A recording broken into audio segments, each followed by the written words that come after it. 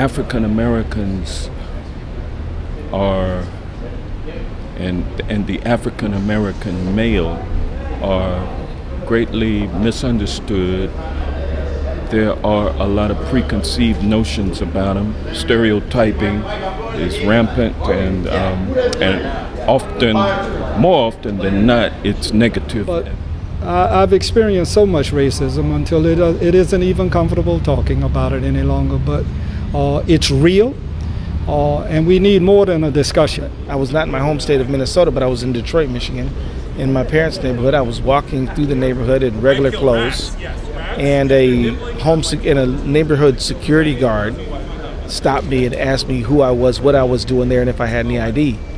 And I told him, you know, that my parents lived there. I'm visiting from out of town, and then the guy gave me a rude, suspicious look. I mean, I knew what it was about, and yet, you know, I showed him my ID. I could have very easily said, "You're not a cop. You have no basis to see my ID," but I didn't do that. I just showed him the ID because I figured,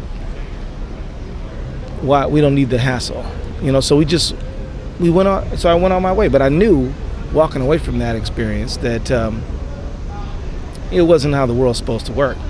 As it pertains to racism, you know it not only when you see it, but when you feel it. I can't count the number of times that I've had a white person waited on before me. You know, it's interesting, particularly if you're like a member of Congress, because I will go home, I'll throw on a t-shirt, shorts, and gym shoes, and then in that context, I mean, you're like anybody else. You know, you might get stopped by people in the store, you might get stopped by police, but you shake it off and you don't internalize and absorb it, or it'll get you too frustrated to be able to function. I think that when you go into a store and there is a white person right there as the clerk, and they say you come in, you can kind of see them tense up a little bit, and you know that they have a weapon in close proximity, and they kind of, you know, let you know it's just not a comfortable, at ease kind of situation when a black male, particularly a young black male, comes into contact with someone and it's just a one-on-one type situation.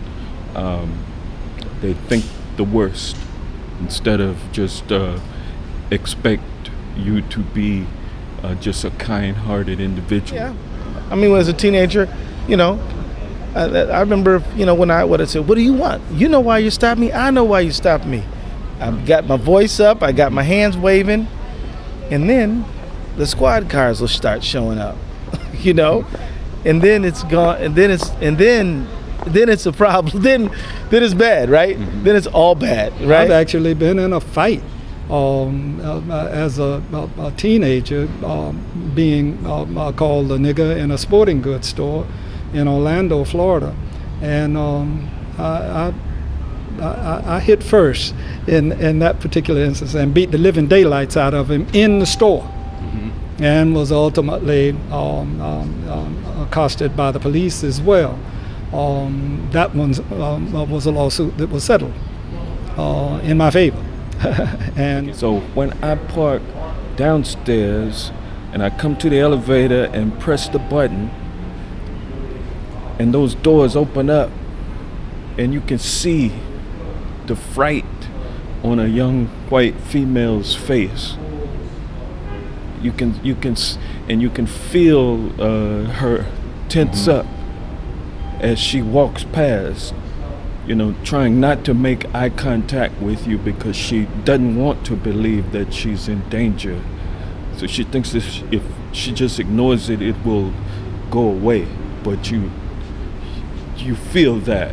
And she's next to a member of Congress. And she's next to a member of Congress who might happen to have a baseball cap on and some jeans. I have a feeling that if I were a white male with baseball cap and jeans on, and the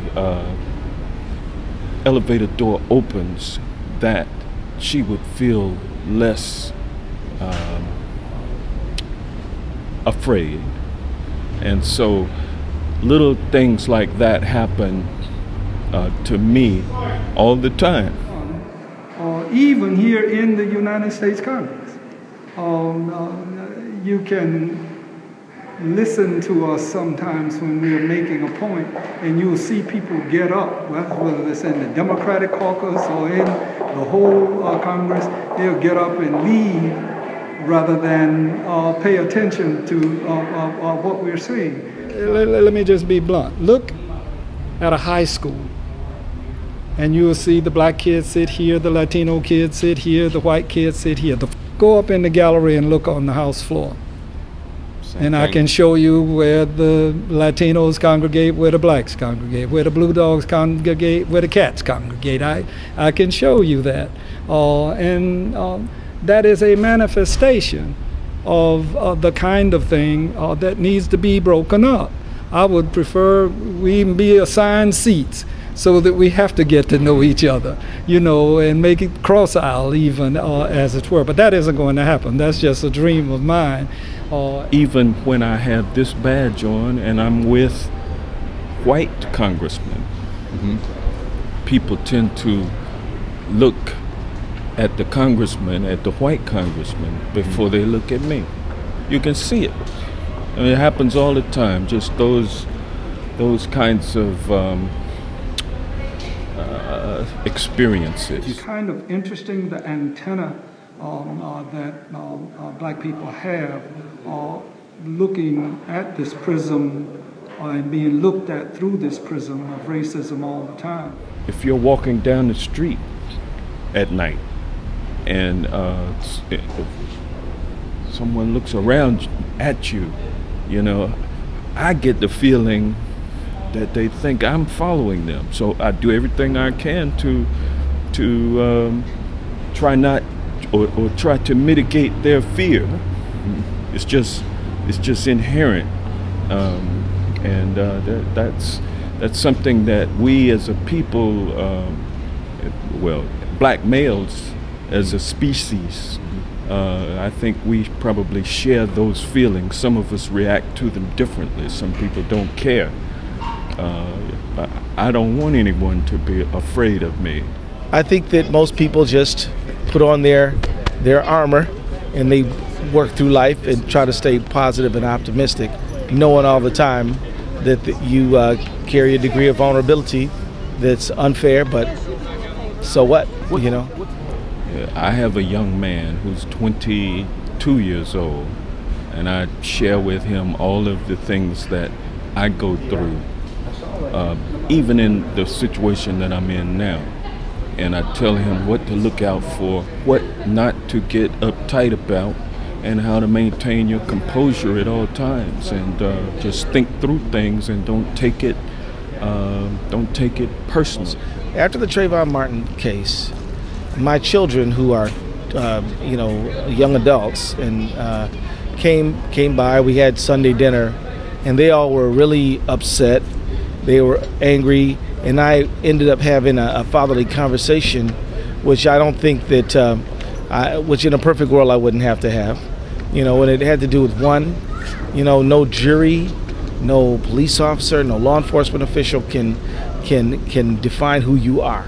So no matter how they treat you, you cannot absorb that negative energy. You have to have a certain sense of who you are as a person of dignity, no matter what the world seems to say about you, And what you learn over the course of time is how to restrain yourself and not to react. In many respects, we know a hell of a lot more about white people than white people know about black people. And that's for the reason that we acculturate with regularity. And in order to succeed, you have to learn to do that with nuance and not with anger and not with fear. If some self-deputized guy, comes at you, stay cool, stay calm, look him in the eye, talk level, ask him, can I do something for you? And even if it's unfair, because the only fair is the state fair, right? There's no fair, right? It's getting through a very ugly situation is what they have to do. Now you always complain about it, always. Why? Because the truth is, most people who are neighborhood watch people or officers of the law are decent people, and you'll find that the ones who pick on folks probably do it on a regular basis. Unless you build a record, you are basically setting up the next person. So that's another part of the thing that I actually discussed with my kids right after the Martin decision. My daughter, who's 17, said, "Dad, none of the things you told us would have saved Trayvon." I said, "Well, I don't know. We don't know." And I said, "But we're trying to improve your chances," And she nodded her head, and she walked out the door after dinner. I just prayed for them, and that all four of them would be fine.